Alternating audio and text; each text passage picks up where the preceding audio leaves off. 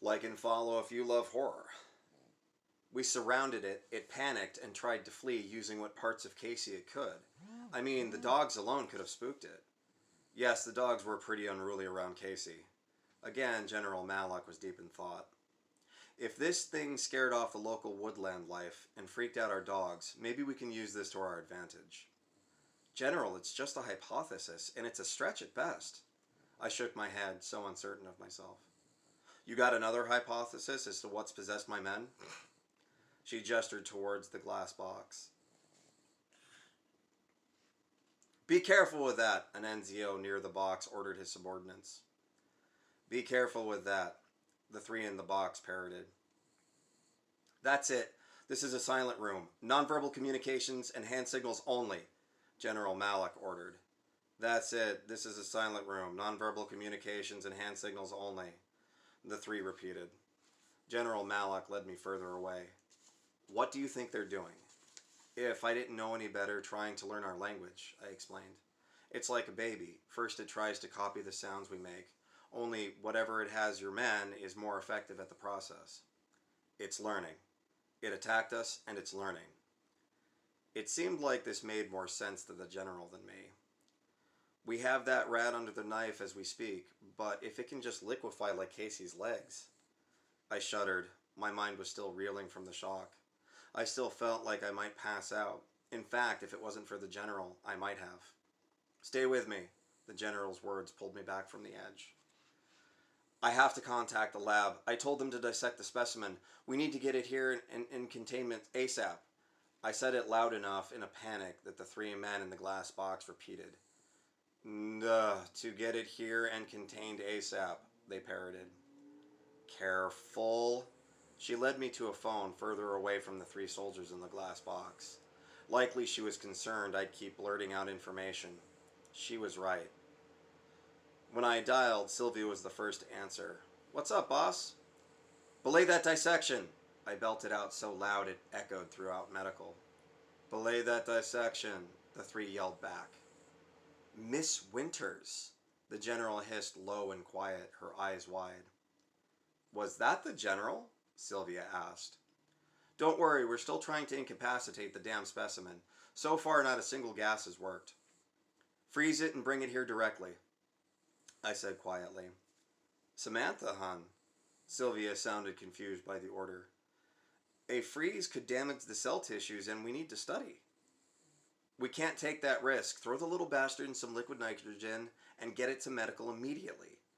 I was frustrated and losing patience, but there was no way at the time to know what the little furball was capable of. Can't take the risk? Her tone of concern matched mine. Likely the rat had just reanimated from the dead. Reggie's super cool, the rat. Just do it. Okay, Reggie's freezing it. We'll be there in a minute. From outside, we heard more gunfire followed by a commotion. I'm sending dogs and an armed escort, the general said low. Stay put, Sylvia. General Malak is sending people to escort you, I explained. That was the general? Sylvia's nervous tone increased in concern as she realized her ears had not deceived her. I'll explain everything when you and Reggie get here. Just be careful with the rat. I hung up. General Malak handed me a notepad. On it read, itemize everything you need. Then she handed me a pen. Working in absolute silence was next to infuriating, but that was nothing compared to the tense moments waiting for the rat to arrive. My mind filled with nightmarish fantasies. The dogs barking at Reggie and Sylvia, their bodies dissolving into puddles before my very eyes. An outside attack or stray bullet tagging one of them as they travel to medical. Even something out of a silly cartoon with a rat piloting Sylvia like a suit, bursting forth from her face after having eaten her brains. My skin crawled with anxiety. I swallowed hard against nausea, but I stayed focused on my work. We hurriedly converted a small mobile trailer into a lab at the site of the medical facility. Medical now resembled more of an empty warehouse. The hardest part was creating a clean room, juxtaposed to the glass cell at the center. At some point, we considered safe transportation from the lab and possible ways to install doors and a gerbil tunnel connecting the two. Already, there were technicians adding ports to the glass cage while reinforcing it. Finally, Sylvia arrived with the damn cryoed rat. Well, we know super freezing it will stop the fucker. She was already briefed on keeping quiet, and our new mobile lab was soundproof just in case. Through the window in the mobile lab, we could see the three men look agitated. They stiffened up and in turn attempted to stay in sight of us at all costs, occasionally bumping into and pushing each other over.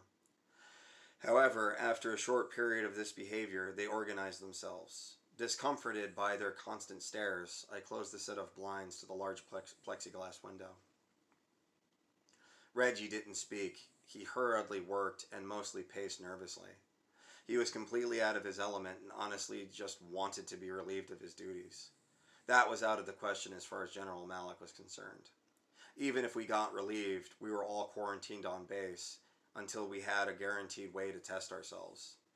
At one point during the process, they even pulled us individually aside to have the dog sniff at us. Of course, the dog test didn't seem like it was foolproof, and we knew it. Constructing safety measures to test our samples was of the highest priority.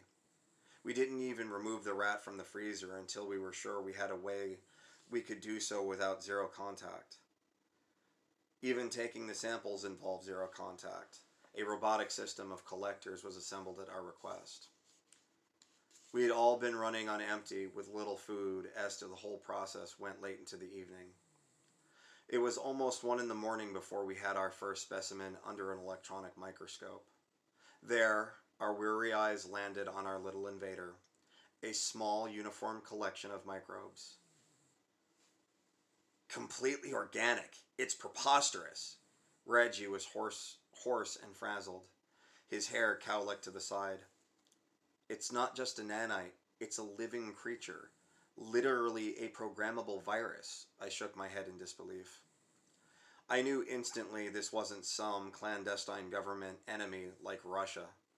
Nothing like this had ever even received conceptual design. Biomechanic organisms on a microscopic scale had just been imagined by the greatest of our collective sciences. Certainly such a thing could exist on a nanoscale, but nothing was able to produce it, not on Earth. I fought to resist the realization, but no existing human technology could develop such a thing. There's no other explanation, Sylvia gawked. They don't behave randomly, they behave uniformly, regimented. They're not just growing and reproducing exponentially, but controlled and in patterns. Once they realized they were in a sealed environment, it's like they began rationing their organic matter they're using to propagate.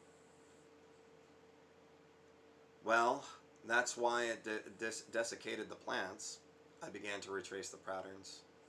It likely needed proteins and moisture to reproduce, meaning it's not completely universal. The plants weren't giving it sufficient protein to propagate. That means all it had to eat was whatever couldn't get away and whatever it could synthesize from the plants. All it had to eat was little creepy crawlies, microbes, and detritus. Sylvia was already following me. It used up everything it could just to get to the edge of the base, gets lucky and snags the rat, finds the rat in the shelter at the guard post. The rat bites Corporal Weedy and She bit on her knuckle. A tear ran down her cheek. We were all thinking about it, likely not just from the loss of Casey, but also what if it happened to us. Casey did not go quiet or pretty. Sylvia and Reggie didn't have to see it happen, but the outcome was very tangible.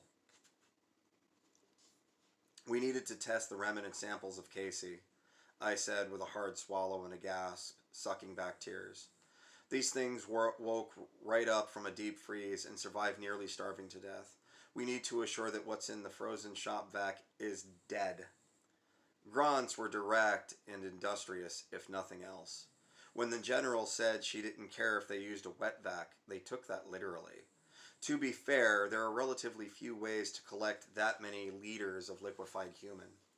Sucking it up, and even particles around it for a few feet, probably just seemed like the safest bet. Then they cleared the area with flamethrowers and bleach cleaned the burnt remnants. What was delivered to us, almost like a bad joke,